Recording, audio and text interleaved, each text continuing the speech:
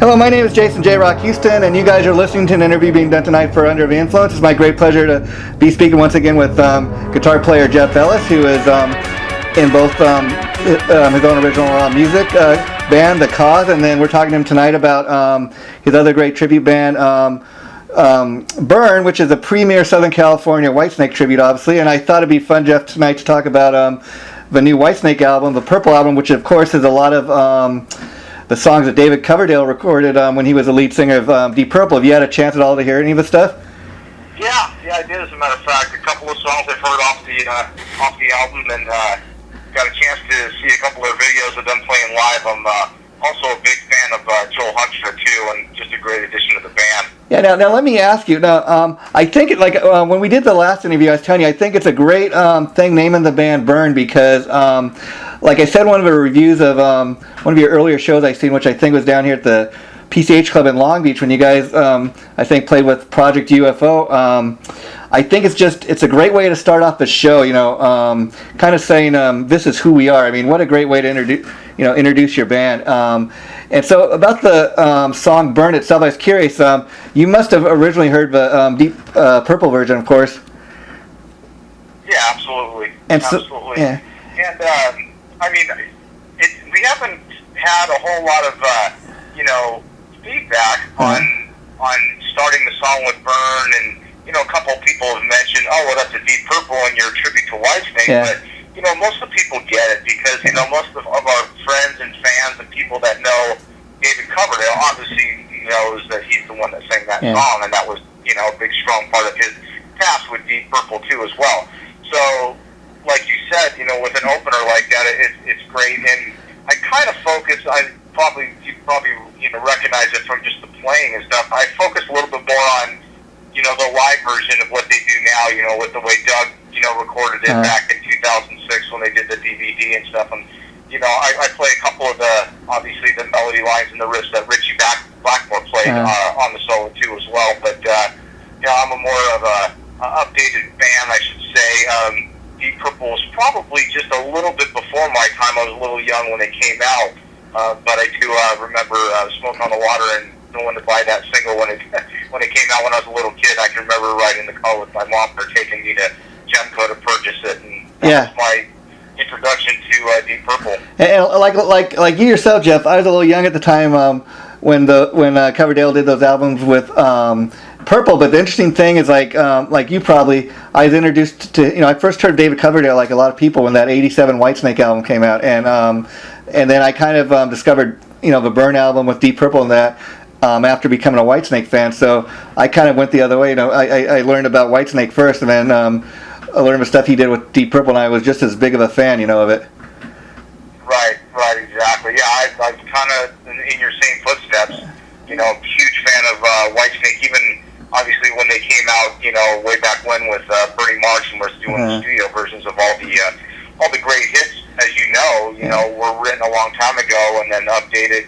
And had updated tracks added to them when John Sykes joined the band and stuff, and just made it that much better. Yeah, and of course, going back to the original Deep Purple versions of these songs that are on the Purple album, there's only one. Richie Blackmore was, of course, only guitar player on the original versions of these songs. So I got asked by Whitesnake redoing them, having two guitar players in the band. That obviously kind of fattens up a song. What do you think about these Whitesnake versions and what you've heard? Yeah, I agree. I agree with you. Obviously, I'm more of a later Whitesnake fan. Since John Sykes joined the band, and obviously that tone and everything, and what they have now with Joel and Red Beach with their guitar tones and stuff, it definitely fattens it up and makes it a lot meaner and heavier. Obviously, I wasn't really too big of a fan of that big Strat tone that Richie Blackmore had. Yeah. But I could say the same. I wasn't a real huge fan of Jimmy Page's tone, with the split pickups and the phasing and all that stuff until I got older, and then really respected, what he wrote and what he played. Speaking to Jimmy Page, and then also going back to Blackmore and what he did with that tone, and then obviously with Yngwie Malmsteen and what he did with that tone too as well. You get to respect it a little bit more. But yeah, I do like the new stuff with Joel's tone and everything, and the new sound of what they did with those songs. Yeah, you know, from a lot of Whitesnake and even the Deep Purple fans, there's been a bit, you know, this album's a bit of a controversy in the sense that people are like, oh, you know, why is he releasing this stuff now? But I think if anybody has a right to re-release this stuff, you know, David Coverdale obviously does. And I think the cool thing about this album, Jeff, in my opinion, is number one, like, you know, guys like me, you know, kind of learned of you know, the work David Coverdale did in Deep Purple, kind of after becoming a Whitesnake fan. I you know, I've heard, how many times have you heard you know, a song like Burn on the radio, or Just Might Take Your Life, but then there are other songs on this Purple album, you know, like even Stormbringer. I think the Whitesnake version is much heavier, and then even a song like Holy Man, or I Love Mistreated, you know, a lot of these songs people are not maybe as familiar with, and I think, you know, releasing these Whitesnake versions, people get a chance to maybe hear some of this stuff for the first time. Right, exactly. And you know, and I'm kind of the person that has the attitude of kind of why not? You know, what's it hurting? It's not hurting anybody. It's kind of like when Journey, you know, got their new lead vocalist and they did, you know, their new album and they did their DVD and it had some of the songs that they did with Journey and they re-recorded them and just kind of updated them with new sounds and, you know, Neil Sean's tone, his new tone that he has now and stuff. And, you know, it's not like all the stuff gets huge radio airplay anymore. And, you know, anyway, so the people that really want to go and grab it are going to pull it off of YouTube or go buy it and listen to it and respect it for what it is. You know what I mean? Yeah, you know, who more than David Coverdale has a right to do that? Yeah, and you know, I think another cool thing about this Purple album is the fact, like you said, I think Joel Holsker is a great addition to the band, and you know, I enjoyed what they did with you know, Doug Aldridge and Reb Beach both in the band, but I think because, you know, Doug was kind of you know, David Coverdale's right-hand man, that a lot of times Reb Beach kind of got you know, overlooked for what a talented, you know, really enormous talent he is. And I think, you know, on the Purple album, since he's been kind of made the musical director now, kind of taken over for Doug as Dave's right-hand man, you know, he's really come alive on these tunes. Yeah, definitely, I agree. Even down to their stage setup and everything, if you notice now when they play live, Red's actually on Doug's side, where Doug was by himself, and then Joel's on the other side with the bass player. But, you know, it's really great because, you know, Joel and Reb, they're totally two different guitar players, different styles, and, you know, I was a fan of Reb Beach even when he was back in the days of Winger and stuff, and the two different styles, you know, play well together, and, you know, it's great the way they bounce back off each other, and, you know, I think Doug is also a great guitar player, too, and he's got great feeling, got great tone, and had a lot of cool writing, and a lot of cool songs that we did with them, and, you know, I wish him the best, too, as well. Yeah, and, you you mentioned that you've seen some of the videos for his Purple album. What do you think of the videos you've seen? Because to me, you know, a lot of bands are not making videos these days, but, you know, those videos, you know, if you got the deluxe version of this album, you get like the 4 new music videos. They have a behind-the-scenes making of the album. So people are really getting their money's worth, I feel, if they get this album. The videos, to me, look as good as anything you'd see on MTV, and I think it's just a real classic stuff. Yeah, totally cool. I think the whole sky and the wind and the whole version of the Stormbringer video is a cool effect, and you know, and obviously, you know, Dave's in great shape, and he still looks great. Now, the rest of the band looks great, so it's just an updated version, like you say, of an 80s video, so I think it's cool. And you know, I mean, it's amazing, like you mentioned David Coverdale, great he looks. I mean, who can believe a guy, you know, is almost 70 years old? I mean, he just amazing, man. I don't know what he's taking, but it seems to be working for him. Yeah, he's a big health nut, I know that. He brings massage therapists and physical trainers and stuff like that on the road with him, so he's always stretching, and I think he's into yoga and all that good stuff too. But you know, I think if you keep your mind healthy, and he obviously strives for what he loves doing and wants to do it as long as he can, and I think that's what keeps him going. And I mean, just a little bit of touring that, you know, we did with the Cause, you know, 5 years ago, and traveling out of state into these humid and hot concert festivals and stuff like that. We only did a couple of them.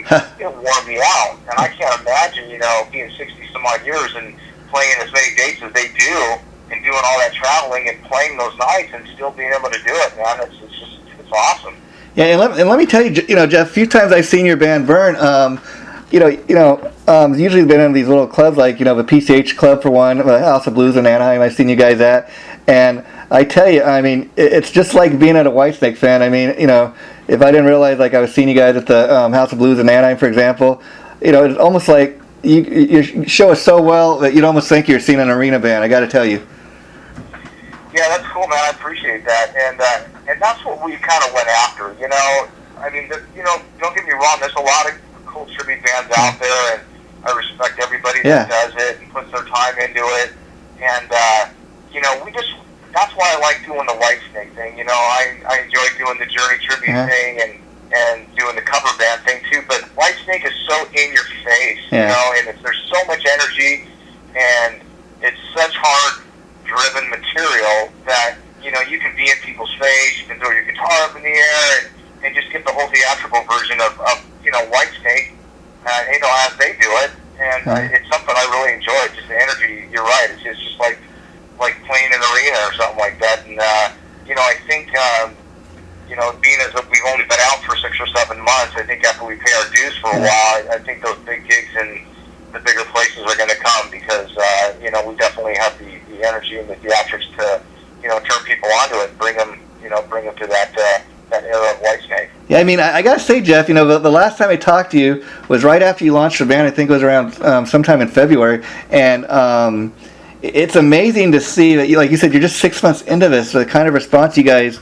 are just getting on Facebook and stuff from people. I mean, and all these gigs you're playing. There's some tribute bands that don't even get as many gigs as you guys, and so that right there tells me, you guys are getting just really a great response out the door. And I think a lot of it is not just because of the musicianship and the talent in the band, but I think a lot of it has to do with the fact that simply that you guys, as you say, have a premier Whitesnake tribute. I can't think of one other Whitesnake tribute out here right now.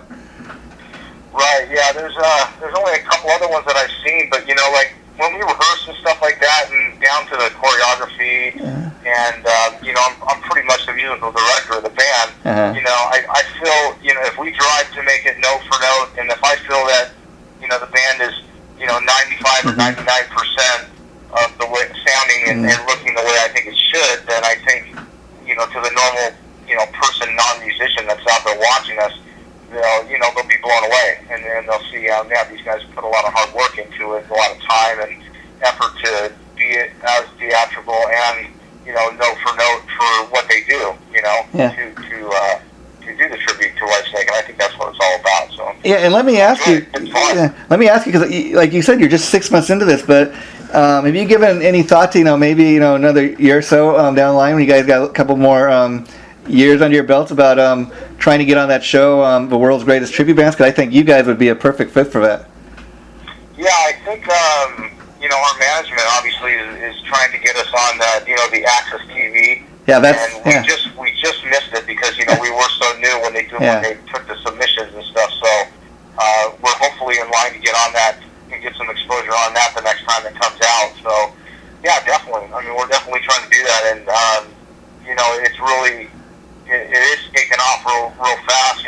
We got booked unfortunately out at Speaking Rock in El Paso, Texas, to play a big show out there, and then after we had that booked, Whitesnake announced their tour, and they were going right through there, so we unfortunately got that gig canceled. But we're getting some pretty good gigs, and it's getting bigger and bigger, every month. So hopefully it'll just keep growing. And let me ask you, as far as the show you put on, because I know, like I said, I've seen you guys live a couple times now, and I've enjoyed every time I've seen you guys. But the thing I know, in talking to you the last time and this time, you kind of mentioned that you kind of like you guys do stuff from Slide It In and the '87 album, obviously. Has there been any thought of like adding different things to the show as well? I mean, this is kind of the hard thing I know to do, but like, would you consider maybe putting in a song or two from the Purple album, or even something like Come and Get It or something like that? Yeah, actually, I was just thinking about that the other day. That's funny you said that. I'm thinking about going back and pulling an older song back in that day too as well. But also, for the hardcore Whitesnakes, where we can afford to do it, where we have a longer set, it's actually playing one of the updated songs off one of the newer albums. Yeah, yeah. You know, maybe one of the songs that Doug wrote with Dave, and doing one of those tunes as well. I think that would be cool too. Yeah, I can see that's a great thing to me about Whitesnake is as many great classics as they obviously have.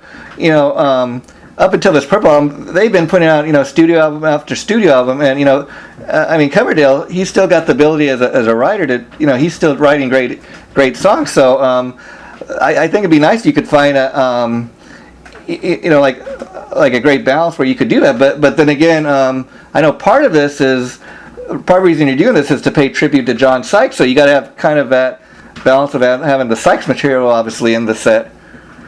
Right, exactly.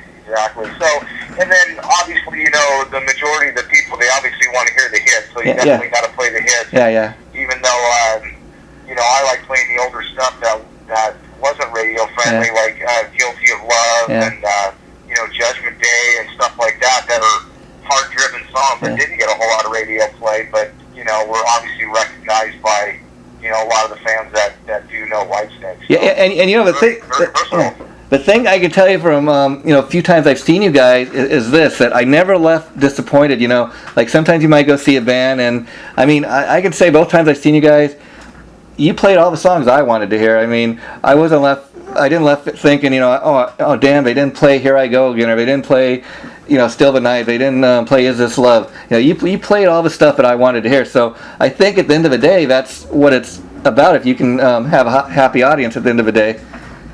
Yeah, absolutely. That's awesome too. I mean, we try to, you know, format the songs to where, you know, we open up with, you know, obviously with Burn, and then we go back to some older stuff that's, you know, not on that wasn't big radio hits like Bad Boys. Yeah. You know, it's a hard-driven song that we go right into, and then you slam back into the hits, like a couple of hits like Slow and Easy, and slide it in, and then in the middle of the set you break it down to, you know, some of the Steve Vai stuff like Judgment Day, and some of the stuff, you know, that were non-super hits, and then break it down to Here I Go Again, and Still the Night, and then Is This Love towards the end of the set. And you're right, and most of the people, you know, leave on a good note, and you know, they're singing those songs as they're walking away. So it's cool, man. I really dig the songs. I like the format. Love the energy of the band. Love the guys in the band. I mean, everybody gets along great. There's no drama in the band, and you know, everybody keeps pushing forward, and it's got high energy and high hopes for the band. Yeah, that makes it, you know, that makes it fun. Now, being such a John Sykes fan, I think we talked about this the last time. I was curious. As far as like Slide It In and the 87 album, you tend to lean more towards the 87 album, is that correct? Yeah, correct. Yeah. And, you know, like talking about songs like Slide It In and that, and even Slow and Easy, I always love those songs. And I understand, like, there are actually a couple different versions of the Slide It In album. I think there's a version they did with Sykes, obviously, which is what most people have heard of. And I think they had some older guys do a version which got re-recorded, though. Yeah, exactly. And even if... Hello, you guys are listening to an interview once again for Under of Influence. It's my great pleasure. We've been speaking with my good friend Jeff Ellis, of course, the guitar player from a premier Whitesnake tribute band out here in Los Angeles called Burn. And we've been talking both about your band and the new Whitesnake album tonight, the Purple album. How you doing once again, Jeff? Very good, thanks. Okay, getting back to our conversation, we were talking about the fact that there's two different versions of the Whitesnake album, Slide It In. People may or may not be aware of that. Yeah, that's correct. And, you know, if you listen to, you know, the way we usually play it, you know, I play, like, all the rhythm parts. I'll play the texture and the tones that John Sykes played. And then, you know, the solo's a little different. And then, obviously, like on Here I Go Again, you know, we play, you know, the older version, but then I'll do the updated version of the guitar solo that Adrian Vandenberg did. So there's a lot of different ways to change it up, and I guess it all depends on what night it is and how everybody's feeling. Yeah, and you know, interesting enough, that's another thing I think we talked about the last time, the fact that there is two versions of Here I Go Again. There's one, I guess, the original came out, I think, in 1982, and it was on the EP Saints and Sinners, and the lyrics were actually kind of... you know, different. A lot of the it was almost like the original version was a little more of a bluesier version, and I think it had a lyric that said some like a hobo instead of like a drifter. And the 87 version, though, of course, was a little harder, and that's one everybody's heard for the most part. Have you had a chance to hear that original version? I was curious. Yeah, I did, and there actually was a different version too, somewhere in the middle.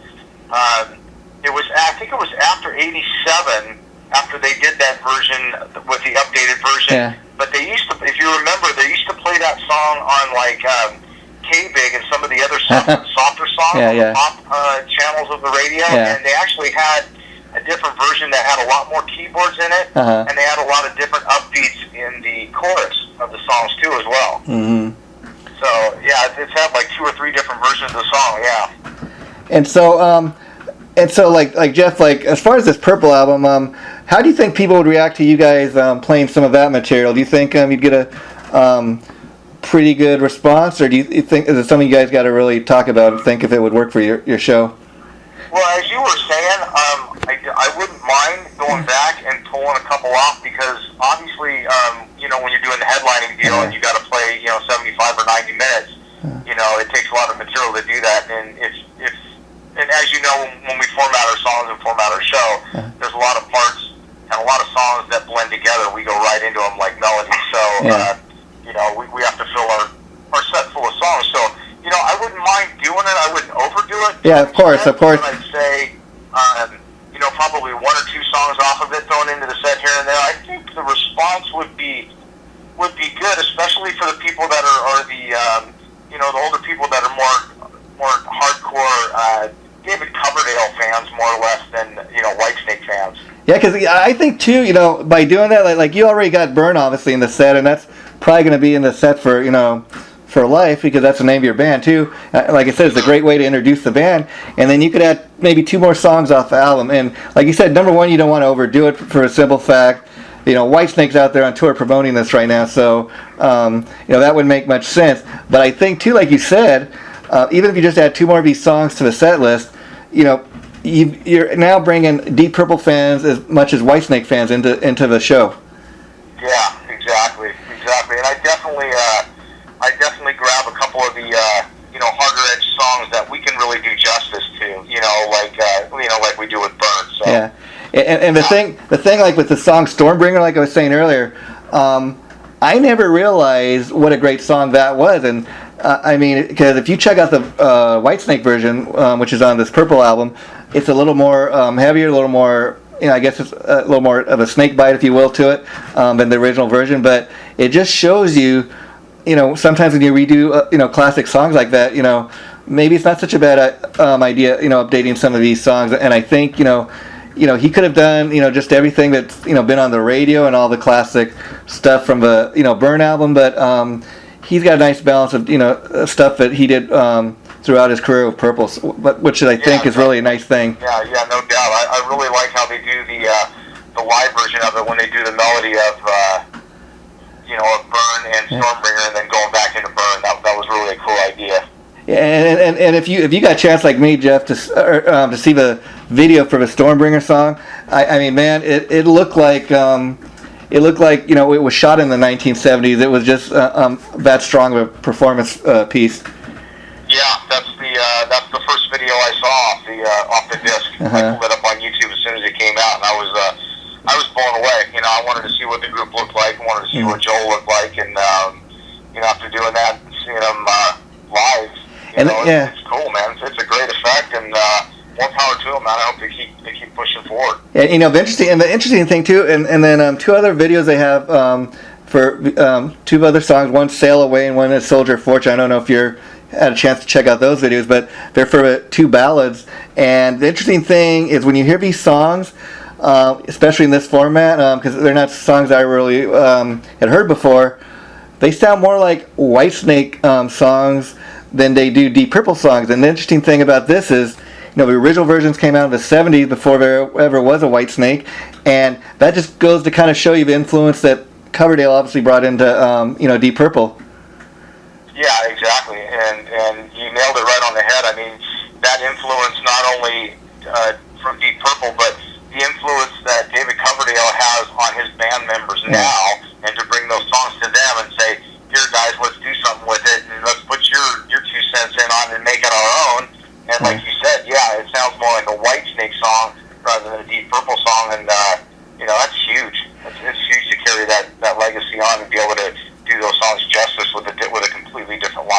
Yeah, and you have a cool thing is like I was watching behind the scenes making on a DVD portion of this new CD that they put out, and Reb Beach and some other guys are saying, I was heavily influenced, by the Deep Purple stuff, and when Dave approached the band about, did we want to redo it? Hell yes, and that must be kind of a strange feeling. Have all these guys in the band that are that much younger than you, that grew up on stuff that you made, and then they're kind of putting their twist on it. But that's the cool thing about rock and roll, so to speak.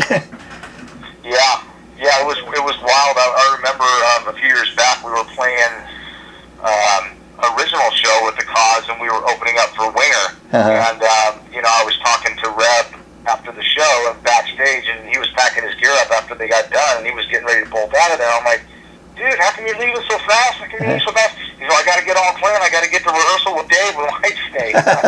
So he's always been a huge Whitesnake fan, and I've even heard interviews of him talking about how he used to stalk David Coverdale and saying, you got to let me in this band. You got to let me in this band. It's all me. I'm perfect for this band. And finally David said, okay, come on down and audition, and he got the part. Yeah, and interesting thing, like you're saying about Reb, a lot of people, when they think of Reb Beach, they obviously think of Winger for obvious reasons. But, Winger's one band that people really, really either love that band or really hate them. And it's kind of sad because, they do just as great hard rock stuff, as they do the ballady stuff, and sometimes it's a shame that they're really to me an underrated band. But then you put Reb in a band like Whitesnake, and he just comes alive. But then again, they're two totally different types of bands, and I think that's what's cool for him is he has these two different bands that they got their loyal fan base, and that also shows you the fact that this guy can do music that is so drastically different from each other. What a huge talent he is as a guitar player. Oh yeah, absolutely. I remember when I was playing in a band in Florida back in the late '80s, early '90s, and my guitar player, he was friends with a lot of the guys that were around Winger when Winger was trying to get a record deal, and Kip and his keyboard player Paul, they were both playing with Alice Cooper, paying their dues, and always wanted to do an original thing of their own, and they couldn't get anybody to bite on it. They couldn't get a record deal with anybody. They kept trying, and then finally somebody signed him, and then you can really tell the versatility of the band. I mean, when you got a guy like that can rock the way he does, that can perform the way he does, that can sing the way he does on all the hard rock songs, and then come across with something like Miles Away and sing a ballad, that's just incredible. I mean, the guy's got an incredible voice. And then you're right, Reb Beach had a certain style in that band, and you can tell a lot of the three-fingered stuff he still does and brings to Whitesnake, but he's all-around great guy and great talent, super nice guy, and great singer, great guitar player, and he fits the part, fits the role. And now let me ask you, what's that like, Jeff? 'Cause, being a guy that is a Reb Beach fan, obviously, and then you get a chance to open a show for him, and then he's actually cool and down to earth enough to take time to talk to you. I mean, when you're having a conversation with the guy, you feeling like starstruck, or is that kind of feeling a weird feeling at all? You're kind of just average Joe in your mind, and you're talking to one of your heroes. That's got to be a great feeling. Yeah, and I've been one to be more of a, hey, what's up, bro? What's up, friend? Rather than being starstruck, because I mean, a lot of these guys, I mean, like like Dave Meniketti and Warrant, and a lot of these bands that we opened up for back in 5-6 years ago when we were doing more of the original stuff. They're all just down to earth guys, and most of them all have jobs, and they're just out there breaking a leg and touring because it's the only way to make money, and nowadays with the whole record sale thing, and they're just all out there paying their dues, and every one of them that I talk to, everybody's just super down to earth and great guys, and it's guitar conversation, talking about guitars and tone and styles and stuff like that. It's kind of everybody respects each other, and it's pretty cool. Cool thing. I mean, it kind of amazes me, like you said. A lot of these guys, we grew up on, and I get such a trip when I hear like you're saying. I've heard like Eric Turner from another guitar player from Warrant in interviews. He talks about oh yeah, Warrant, we still do the weekend gigs, and we make a pretty nice living doing that. But hey, I still got my 9-to-5 job that I have to go to just to pay the bills, and so I guess it's a way to make the living. But you got to have respect for guys because that just proves that they really love what they're doing. They don't have to be doing this, but they're doing it for the love of it. Yep, exactly, and I think that's you kind of end up where you started from. You picked up the guitar and you started playing, or drums, or whatever it may be, and did it because you love doing it, and go through the whole ordeal of getting a record deal and touring and doing that whole deal, and then you come back and you settle down and you get married and have kids, and then you jump back into it again, as I did, and I enjoy it just as much today as I did back in the 80s when we first started doing it. And now let me ask you, Jeff. When you get all suited up to look like John Sykes, I gotta say, looking at somebody, from the audience point of view, you really look the part. So, what's it like for you to get in that costume? Do you really get feeling like getting your Sykes vibe on, or so to speak? I mean, when you look in the mirror and think, "Oh man, damn, I look so much like John Sykes." Because I gotta tell you, man, somebody looking from the audience, I gotta say, you really look the part. That's funny. Yeah, well, it took some doing. It took some doing, going to a lot of different clothes shops and hair stops for that matter, and even down to getting all the parts from the guitar stores, to match his guitar, and I'd say probably the only thing he's probably got on me now is probably a little bit more inches in height. Yeah. He's right-handed and I'm left-handed. Other than that, it's pretty. I mean, got it pretty down now. But as I said before, he's been one of my guitar heroes, and obviously my style is very comparable, and my vibrato is very comparable to him, and as Michael Schenker and everything else of the guys I grew up on. So really, to emulate it wasn't that difficult because I grew up listening to that music and playing that kind of style anyway. So it kind of all fell into place. I mean, it must kind of be a head trip at time. Again, thinking, I'm playing the part of John Sykes, so to speak, and again, that's what this is. Like I tell people, it's rock and roll theater, and the thing I enjoy about it is like every time I seen a Burn show, for example, it takes me back to the first time I seen Whitesnake in concert. Very first time I heard put a Whitesnake album on, or heard Here I Go again on the radio for the very first time. And it must, even up in the costume, and playing these songs, you must get that feeling. Oh man, this is taking me back to the very first time I heard this song on the radio. I mean, it's a magical thing that you guys do for your audience. Yeah, absolutely. I think, like you said, I think the first time I saw him, I got to see Sykes play, and that was before Cozy passed away. Yeah. And I got to see that tour, and that stuck on me so hard. And I'm like, man, who's this guitar player? I wasn't privy to the whole Thin Lizzy thing when he played with Thin Lizzy and all that too either. So as soon as I heard him play with Whitesnake, I just kind of dove into it a little bit deeper, and that's kind of where it led to when I told the guys, we had other people that were asking us, well, which way are you going to go? How are you going to play these songs with only one guitar player? And I'm like, I like the old Whitesnake and the old raw sound of having one guitar player and having a keyboard player. And fortunately, Eddie, our keyboard player, he plays rhythm guitar too, so we can capture kind of both eras pretty easily. But I wanted to go after that, that one guitar player and that keyboard on the side, early Whitesnake that they had before. It's just it's so tight, and the raw tone of Sykes by himself is so different than the way it is now or the way it was back in the 80s when you had Steve Vai and Adrian Vandenberg together and stuff like that. I love that old raw, one guitar player, one keyboard sound, and so far it's working out pretty good. And let me ask you, Jeff, about a year ago, I think it came out last November, Whitesnake put out like this live DVD combo where they had like actual footage from the last Whitesnake concert featuring John Lord, and Sykes was in the band at the time, and Cozy, and it was really a great concert. It was great video footage. It's kind of a celebration of the anniversary of Slide It In. I think it was called like Whitesnake Live to the Bone '84, something like that. Did you get a chance to check that out? No, I didn't. I saw the one that I've gotten the DVD of their Made in Japan. I got that one that they did with when Tishy was playing with them, and their newest lineup. But I didn't. I remember that coming out, but I didn't get a chance to see it. And now that you bring it up, I'm gonna have to look it up because I think that would be very cool. Well, let me just say that I got mine off of I think you get it at Amazon.com. If not, I'll see if I can hook you up with a copy because I think it's something you'd really enjoy. I mean, especially being a John Sykes fan, he's a big part of that set there. So I think that'd be a fun thing for you to check out.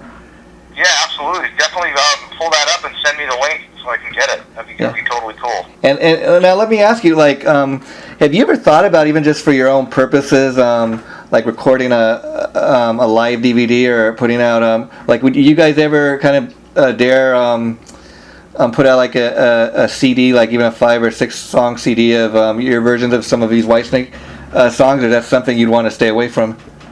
I don't know.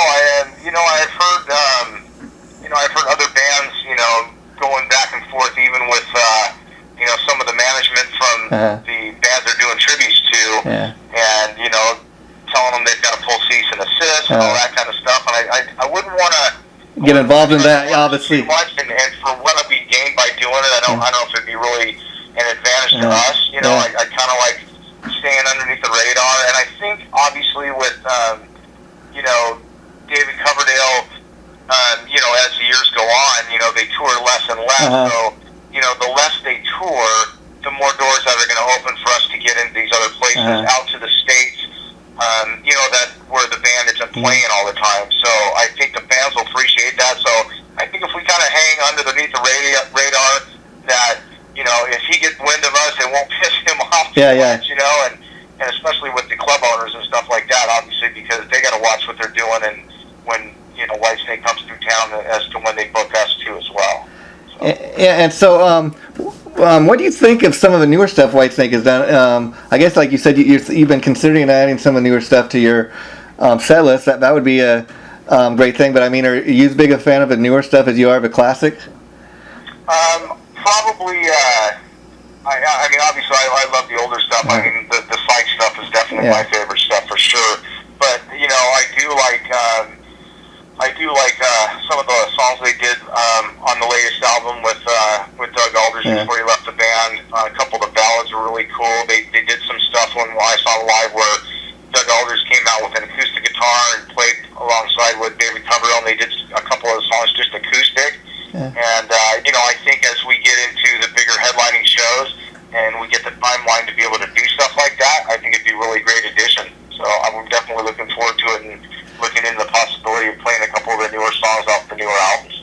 Yeah, it's kind of surprising too, being that Sykes is a huge talent as he is, both as a songwriter and a guitar player. He seems to have fallen, kind of off the face of earth. I mean, the last thing I guess he was kind of involved with was actually the band that's now called the Winery Dogs. He was a singer in that band, I understand, before they got Richie Kotzen. For one reason or another, it didn't work out, and they got Kotzen. But I guess that's kind of the last thing that he was known to be doing. Oh, really? That's wow. That's why I didn't know that. I mean, I saw obviously when that came out, and I'm a huge Richie Kotzen fan too. I mean, he's a great guitar player and great talent as well. And I didn't know that Sykes was involved with that. I know that Sykes was doing the Thin Lizzy thing for a while, and then he broke off doing that. And now Thin Lizzy's doing it with the other guys. But yeah, it's and it's really too bad too, man. I mean, can you imagine if Whitesnake got together and got him back in the band and did at least one tour with him? Back to the older stuff and had him in there as a lead guitar player and had a keyboard player with him, guitar player playing with him. I think it'd be so cool, but I don't know. I think they're falling apart between him and Coverdale. I think was probably too big to overcome. Yeah, I mean, I've heard interviews that Sykes has given where he's actually kind of hinted that he thinks the reason his band Blue Murder never really took off was because Coverdale kind of had something to do with that. Again, who knows if that's true or not, but that's what Sykes, I heard, is believed in. And you might even be able to look it up on YouTube or something. But what I was telling you about Sykes being involved with the Winery Dogs is a couple years back, Mike Portnoy and Sykes were actually on That Metal show on VH1.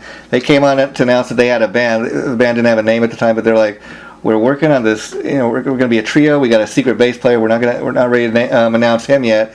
And I guess for one reason or another, Sykes and Portnoy had kind of a falling out, and then they decided him and Billy wanted to continue working together. So they they at the recommendation of Eddie Trunk, from what I understand, got Richie Kotzen in the band, and then they just kind of blew up, which is kind of interesting to see what that band would have been with Sykes in it.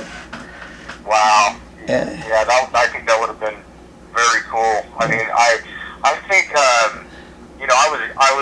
was a big Blue Murder fan, obviously, when he came out and did that. I mean, some of the songs off that album, his ballads were just incredible, and the guy's got an incredible voice too. I mean, the guy's a great singer, and I think it was just all timing. You know, when he got away from Whitesnake, and then he developed Blue Murder. I think, you know, with grunge coming in at that time and everything, it was just all bad timing, unfortunately. Otherwise, I think they probably would have been bigger than what they were. And I think if they would have, you know, maybe open the band up a little bit bigger to maybe having a rhythm guitar player or having their keyboard player more exposed in the band instead of just being a trio, that might have made them, you know, look a little bit bigger. But, you know, they had the videos and they had the record company behind them, and I think it's just all timing because the songs were great. He was obviously a good-looking guy in the videos and stuff, and a great player and a great singer too. And they had the songs, and it's too bad it didn't go further than what it did. Yeah, and let me ask you, Jeff, because you're equally a talented singer as you are a guitar player. Because I heard some of that stuff off the Cause CD that you guys did. But I got to ask him, like, had you ever thought about like if you were to put together some kind of like John Sykes experience where maybe you covered some of that Blue Murder material? Would you ever consider trying to sing the stuff yourself, or would you get another singer, do you think? Well, now that you say it, maybe I will. I mean, never really thought about it, but you know, that would be kind of cool, you know. And I have, I just moved into a place down at the beach where I have my own studio in the back now, where I got my recording studio in the back, so I'd be able to do that. It's just, you know, I think it'd be a great idea, and I'd love to do it, but you know as well as I do, it all just takes a lot of work and a lot of time. That's what I say. That's what I was getting ready to say. You're busy enough with bands going on, work and family and everything else. It's all the time I have to get all these things polished and keep everything rolling. But I think I would definitely take you up on it. It sounds like a cool idea, and I definitely enjoy doing something like that. I mean, I would do the singing on it. I wouldn't have a singer sing. I'd do it myself. I mean, that's exactly what I was getting ready to say. Is, you know, you're busy enough with all these other projects you got, but even if you were to do something like that, even just for like a special one-off show or something, I could see people getting into it for the fact that, I mean, you got the John Sykes fans, obviously, you got the Whitesnake fans, the Blue Murder, and Blue Murder, even, you know, just half the set was stuff off a debut album. I mean, there's such a demand for Blue Murder. I mean, they're never going to probably perform again. I mean, I've heard Eddie Trunk trying to get John Sykes to get him and Carmine to reform a band. For one reason or another, they don't do it. But, you know, there's obviously, like, if you could put, you know, half Whitesnake and half Blue Murder set, even if just for a special one-off show, I think people would go check it out. Even people that are into your burn band, they'd like, oh, hey, this sounds like something fun. You know, it's just for one night, but I would definitely want to go check it out, you know? Yeah, definitely. I think it'd be cool, and you know, it probably wouldn't be a bad idea. And I'm sure, you know, now that the band's taken off, and once it does get a little bit bigger and the fan base grows a little bit larger too, it'd be kind of cool to do something like that in the middle of the set, and you know, have Dave walk off and relax backstage for one song, and then come out with like Valley of the Kings or something, do something like that. People would get off on that. Yeah, that's another great idea, because you could incorporate it into like the like you're saying, the burn show, and then other people are expected to see Dave, you know, sing the whole set, and then they see you sing, and they're like, oh wow, this guy can sing, you know. Also, I think it'd just be a cool thing to turn the fans on. Yeah, that'd be cool. That'd be definitely cool. It might be an idea to bring up to the band too, and bring it forward. I think it'd be cool because, you know, we do that in our cover band, The Cause, too, as well. You know, Dave sings, you know, probably about 70% of our cover stuff, but then again, I sing, you know, the other 25 or 30% of the set, and then, you know, there's times where Dave is off out of state or something with his work or whatever, and then I'll end up singing the whole show because, you know, I was obviously the lead vocalist of the band before he came in, too, so it's definitely to our advantage for sure. And now let me ask you, because like you said, you got all these other projects going. I see that you're always doing shows with The Cause. I was reading the other day that you guys, you have a show coming up. Your bass player's leaving, is that correct? Yeah, Kevin, he's been with us for like 10 years now, ever since the very beginning when we first started it. He's going to move back up north to be with his dad. His dad's getting up in age, and he's going to help take care of him, and you know, all his friends are back there and stuff, and he always said he would come down here and work as hard living doing the music thing, and he's enjoyed it and everything, and as well as we have too, and just a great guy, and bass player, singer, and friend, and I'm going to miss him. But yeah, this Saturday it'll be the show down in Long Beach in Malarkey's Saturday at 2 o'clock, and we'll be him off. Wow, and so do you already got a replacement in line, or is that something you're going to think about later? Well, it's kind of up in the air right now. You know, I've got a couple ideas and a couple of people that kind of want to jump in and do it, and you know, I don't think it's going to hurt the band for right now. I mean, obviously with Burn being so busy the way we are right now in the summertime, and you know, we're only playing with the cause maybe, you know, once a month or, you know, once every other month. So we'll see how it goes. But I definitely got you know, between the two or three projects I'm doing right now, I got a couple of different bass players that would definitely sit in and do the gig with us. So that's great. Now, as far and the last thing I want to ask you about the cause, because we were talking about last time, you mentioned that you had some you know, some tunes that you might be releasing down the line. Is that something you guys are still working towards, or do you think you're just going to continue to play the classic cause material? I think I've got a couple of songs that I've recorded post the Iron Horses CD, and I do have them still recorded, and I don't know if I'd do anything as far as releasing them on CD or not, but you know, it's something we might explore later on down the line once we get a solid bass player back in playing with us for a while. And then, you know, I've even talked to my wife about actually, you know, performing and doing a few more originals and throwing it into our cover set, you know, because there are a lot of people that see us play now as a cover band that know us back from when we were doing the original thing too, and they're always going, hey, we want to hear something off the CD, and do some of the older original songs too. So that's definitely not out of the question. Now, of course, like the Burn band, you know, you guys got your loyal fans, but let me ask you, like, do any of these fans, they ever realize, like, it's the same guys in the cause band, some of the guys, or do they think they're two completely different bands? It's funny, we played, just to hit on that note, we played a show where we did a Burn and Journeys show at the M15. We did both bands in a row, so you know, obviously I was playing guitar for both bands, and you know, you get up in the costume of John Sykes and then come back and play with Journeys and be in the costume of Neil Sean. And one of our fans were talking to my drummer. She said, man, both of your bands, because you know, obviously Mark Kelly, my drummer, he's the drummer in Burn as well as Journeys too. One of the fans came up to him and said, man, you know, both bands are really great, and man, the guitar player's really good. But I think the guitar player in your Burn band is a little bit better than the guitar player. Wow. Not knowing it's the same person. So, yeah, to answer your question, it's funny. There's just some people that realize it and some people that don't. And so, what's going on with the Journeys band? Is that still something that's very active, or is Burn just taking off a little more?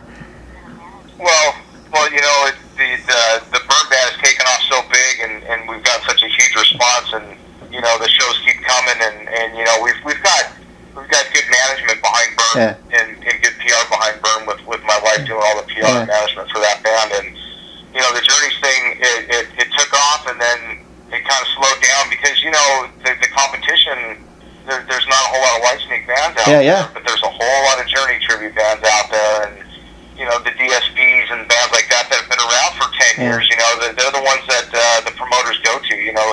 It's not really a matter of, you know, who's the better band, who looks like them, or who sounds like them, or who's got the better guitar player. You know, it's the people that have been around doing it for that long, you know, and they're on the books. So, you know, to answer your question more definite, you know, we're playing, we've gone through a couple of lineup changes, and, you know, we're just kind of seeking out some bigger gigs, you know, and being as that we're right in the middle of summer, you know, as well as I do, a lot of stuff's already booked for the whole summer, so it's probably going to be a turnaround for the better, you know, maybe next spring we'll be more active with that band. I mean, even just being on Facebook every day, you know, it amazes me that, you know, almost every day I go on, I see, you know, a new advertisement for Burn. I mean, it seems like the gigs are coming in, and if that's the case, there's nothing wrong with that, because like I said, you guys are, as you titled yourselves, rightfully so, the premier Whitesnake tribute in Southern California, and I think that's why you're getting such great business.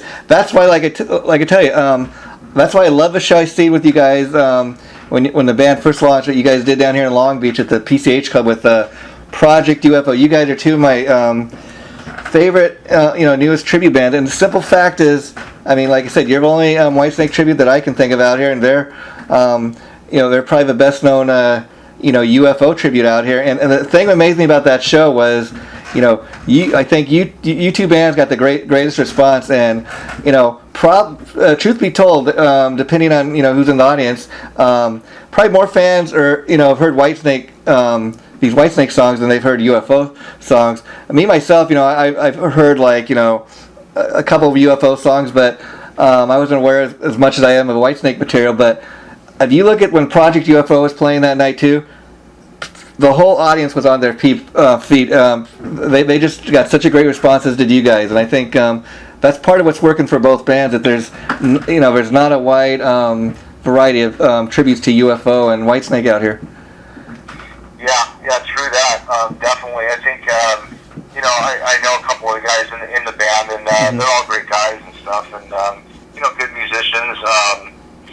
And I think obviously Whitesnake was more in tune and in time with the whole MTV thing. Yeah.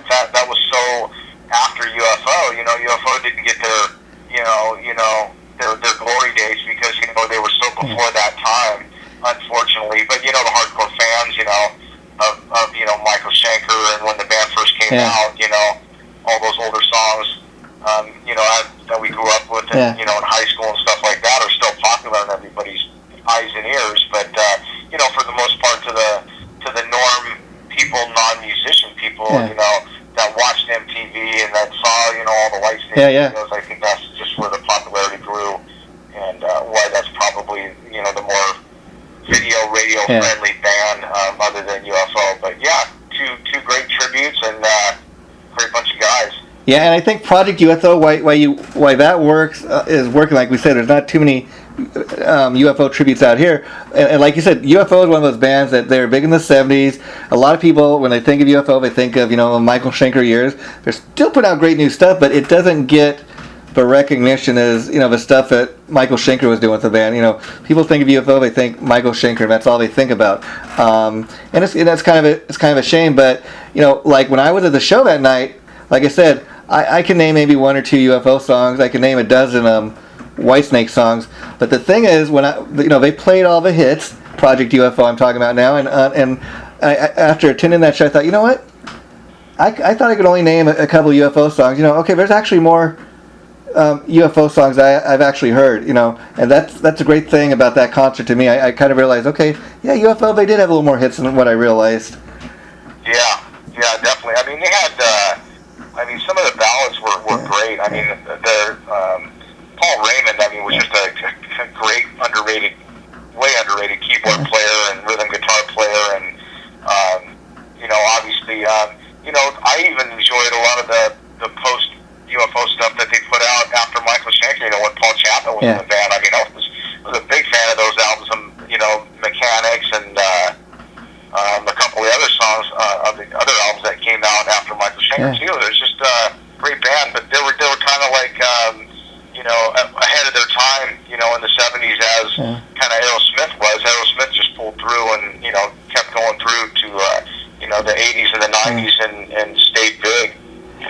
Yeah, and the interesting thing, getting back to Whitesnake is when Whitesnake first came on the radar for me, I heard some of the stuff off of Slide In, but probably like you, Jeff, I really started, like a lot of people, hearing about Whitesnake, from that 1987 album when the videos were all over MTV and stuff. And then I kind of went back and heard some older stuff. I discovered the Deep Purple stuff he did. And at the time, I remember, check out the new Whitesnake album, self-titled Whitesnake album featuring ex-Deep Purple singer David Coverdale. And then eventually he became such a star in his own right, he didn't need the title ex-Deep Purple singer, And in fact, I heard him and Richie Blackmore, with Rainbow, all through the 80s, they were kind of competing against one another, and then eventually Whitesnake kind of became bigger than Rainbow even. Right. Yeah. Yeah, and I think even, there's probably, the younger generation, that comes and sees us play or goes and sees Whitesnake play and has to ask the question, where do these guys come from? you know, not knowing that, you know, he was a singer for, you know, Deep Purple way back when, because it was way before their time, and he's respected now as being in Whitesnake, rather than being in Deep Purple too as well. So yeah, and you know that's interesting. And I've read several interviews with him over a year where I think I heard that he got the gig with Deep Purple like on his 21st birthday, and he's like, you know, they'd offered the job to Paul Rogers, but they gave, you know, he didn't want it, and they gave it to me, a guy that was totally unknown, and he kind of just, you know, him along with Glenn Hughes, you know, they joined the band together, and they kind of put their stamp on, you know, they brought their heavy influence into Deep Purple, I think. I mean, if you listen to any of those albums they did, you know, David Coverdale and Glenn Hughes, they just got such a great vocal thing, you know, with both of their voices together. oh yeah, two great singers. Glenn Hughes was off the hook, man. Yeah. I mean, he's you know, been touring around with a few different people and playing with Kings of Chaos and Gilby Clarke and the guys from Guns N' Roses, and just still killing it, man. Still got that tone, still got that rich voice, and still doing it. Yeah, awesome. I really enjoyed talking to you tonight, Jeff. I could talk to you all night, but it's getting late, so I'm going to let you go. Before I do, though, I got to ask. You were mentioning that you'd done a show where you played both bands, Burn and Journey. That must have been really physically grueling on you. What was that like? Yeah, it was. Unfortunately, it happened to be on a Friday night after working all day. Yeah. You know, driving 3 hours through traffic to get out there.